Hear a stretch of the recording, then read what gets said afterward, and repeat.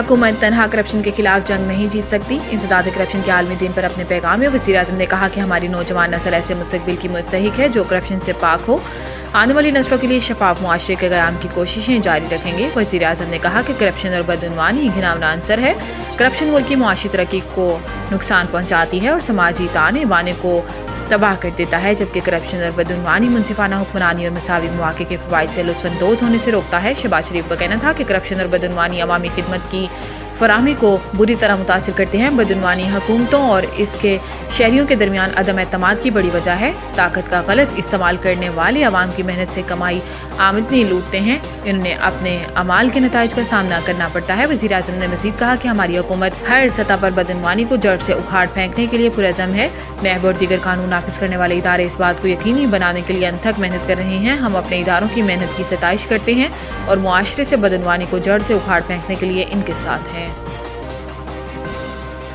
फौजी अदालतों में सिविलियंस के ट्रायल रोकने से मुतालिक दरखास्त खारिज। साबिक चीफ जस्टिस पर जुर्माना आयद। जस्टिस अमीनुद्दीन की सरबराही में 7 रुकनी आईनी बेंच ने फौजी अदालतों में सिविलियंस के ट्रायल से मुतालिक दरखास्त पर समाअत की। साबिक chief justice Pakistan Jawad S Khwaja ने सिविलियंस के फौजी अदालतों में ट्रायल, जबकि सीनियर कानूनदान एतजाज एहसन ने 26वीं आईनी तरमीम के खिलाफ दरखास्तों का फैसला होने तक समाअत न करने की दरखास्त दायर की थी।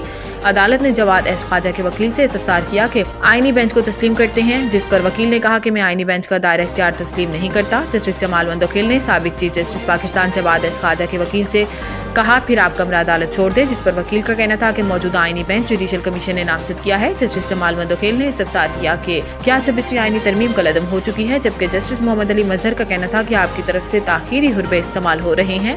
हर समात पर ऐसी कोई न कोई दरखास्त आ जाती है। 26वीं आईनी तरमीम कलअदम हो जाए तो अदालती फैसलों को तहफ़्फ़ुज़ फराहम किया जाता है। जिन लोगों को मिलिट्री कोर्ट्स में ज़ेर हिरासत किया वो भी यही चाहते हैं। सुस्त इंटरनेट फ्रीलांसिंग खतरे में। पाकिस्तानियों को मिलने वाले काम में 70% कमी। ज़राए के मुताबिक मुल्क भर में इंटरनेट आज भी सुस्त रवि का शिकार है, जिसके बायस दीगर शोबों की तरह ऑनलाइन काम करने वाले अफराद भी शदीद मुतासिर हुए हैं। फ्रीलांसर्स का दावा है कि इंटरनेट की सुस्त रवि से पाकिस्तानियों को मिलने वाले काम में 70% कमी आई है। फ्रीलांसर का कहना है कि इंटरनेट की रफ्तार कम होने से इन्हें असाइनमेंट वक्त पर देने में मसाइल का सामना है। वक्त पर असाइनमेंट न देने से कई फ्रीलांसर्स की प्रोफाइल्स भी बंद हो चुकी हैं। दूसरी जानिब इंटरनेट की सुस्त रफ्तार से डिजिटल मार्केटिंग भी मुतासिर हुई है और डिजिटल मार्केटिंग के माहिरीन को खदशा है कि इंटरनेट के मसाइल हल ना हुए तो फ्रीलांसर्स के क्लाइंट बांग्लादेश, भारत या किसी दूसरे मुल्क मुंतकिल हो जाएंगे।